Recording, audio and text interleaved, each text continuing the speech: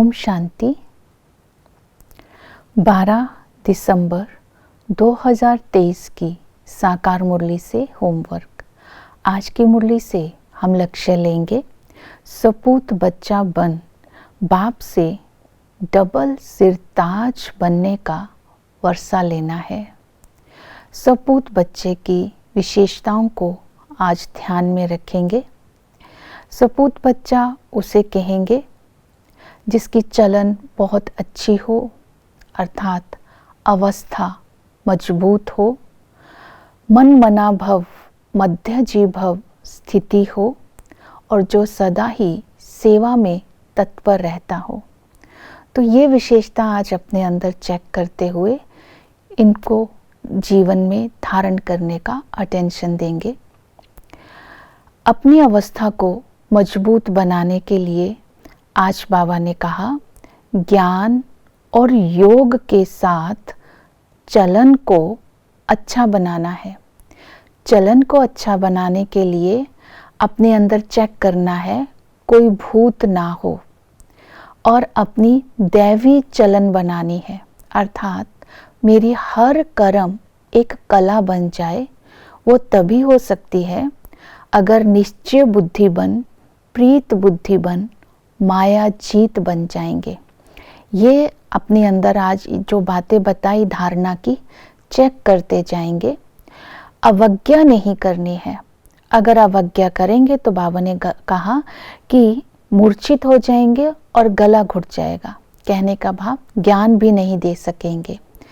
मेरे का त्याग करना है, मेरे को तेरे में परिवर्तन कर हल्के रहना है। स्वयं को प्रकृति से, व्यक्ति से, माया से मुक्त रखना है। इनके प्रभाव से मुक्त तभी रह सकते हैं अगर अंदर सच्चाई सफाई होगी। तो बाबा ने कहा कि सच्चे दिल से बाप को सब समाचार देना है। कई बच्चे ऊपर से सच्चे होते हैं, अंदर से झूठे होते हैं। तो बाबा ने कहा दंड भी मिलेगा और फिर इससे हमारी उन्नति भी नहीं होगी। तो इसलिए अंदर बाहर साफ रहना है। जितना अंदर सच्चाई सफाई का मतलब ही है बाबा को सच बताना। सफाई का मतलब है बाबा से उस कमजोरी को खत्म करने की शक्ति मिल जाना। बाबा ने कहा बीमारी मिट जाएगी। अगर सच नहीं बताएंगे तो बीमारी वृद्धि को पाएगी।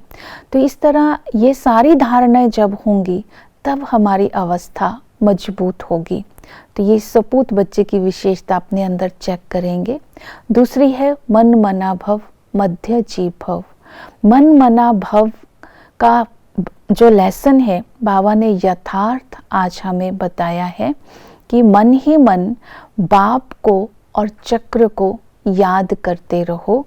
बाबा ने कहा कि आत्मा का संबंध ही बाप के साथ है। तो बाबा की याद तभी रह सकती है अगर हम निश्चय बुद्धि होंगे और प्रीत बुद्धि होंगे, तभी हम सारे संबंध बाबा से निभा सकते हैं। तो हमें आज अपने निश्चय को पक्का करना है कि हमें निश्चय है कि बाप से हमें बेहद की बादशाही का वर्षा मिलता है और शिक्षक से हमें पढ़ाई का वर्षा मिलता है और घर का वर्षा हमें सतगुरु से मिलता है, अर्थात सतगुरु हमें घर लेकर जाता है। तो आज संबंधों से होने वाली प्राप्ति का चिंतन करेंगे। बाप का बनने से बेहद की बादशाही अर्थात डबल सिरताज हम बनते हैं और शिक्षक हमें ऐसी पढ़ाई पढ़ाते हैं जिससे हम भविष्य में ऊंच पद पाते हैं। हम इस पुरानी दुनिया से नई दुनिया में चले जाते हैं और ये बेहद की पढ़ाई केवल अंतिम जन्म में ही पढ़ाई जा रही है। इस पढ़ाई में जितना पढ़ेंगे उतना ही ऊंच पद पाएंगे। तो बाबा ने कहा जो मैं मुरली चलाता हूँ, इस मुरली से तुम्हें रियलाइजेशन होती है कि मेरे अंदर क्या कमी है, तभी हम भविष्य में उच्च पद पा सकते हैं।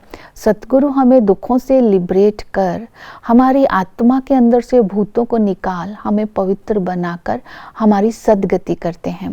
तो इस तरह आज प्राप्ति के चिंतन में अपने आप को रखेंगे और ज्ञान का चिंतन करना अर्थात चक्र को बुद्धि में फिराते रहना।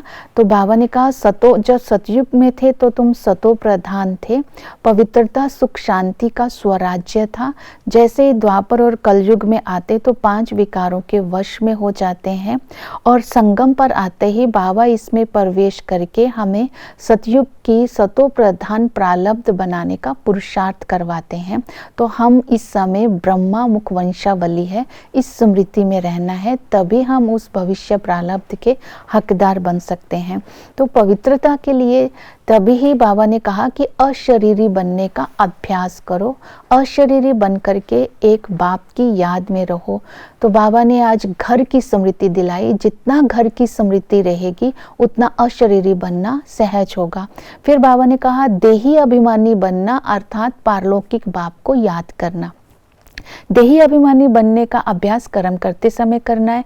मैं आत्मा इस शरीर में पाठ बजाने आई हूँ, आत्मा के अंदर ही संस्कार होते हैं, सभी आत्माओं का भिन्न भिन्न पाठ होता है। आत्मा ही इस शरीर से पाठ बजाकर फिर अपने घर जाती है, अपने श्रेष्ठ कर्मों का कर्म भी आत्मा ही करती है। तो बार बार आत्मा का अभ्यास करते रहेंगे तो बाप की याद रहेगी। बाप भी शांति का सागर है, प्रेम का सागर है, आनंद का सागर है। उसकी महिमा को याद करेंगे तब हम सेवा कर पाएंगे। जितनी ज्ञान योग की धारणा होगी उतनी ही सेवा करेंगे। सेवा में प्रश्नावली में केवल 5 प्रश्न पूछने हैं। गीता का भगवान कौन है, परमात्मा के साथ क्या संबंध है, हेवनली गॉड फादर किसे कहते हैं, और बाबा ने ये भी बताया है कि कुंभ के मेले में सागर और नदी का क्या अर्थ है, ज्ञान और भक्ति में क्या अंतर है। और इसके साथ बाबा ने ये भी आज ज्ञान का पॉइंट क्लियर किया कि प्रजापिता की वंशावली कैसी रची जाती है। इन सब बातों का चिंतन करके फिर दूसरों को समझाना है। ओम शांति।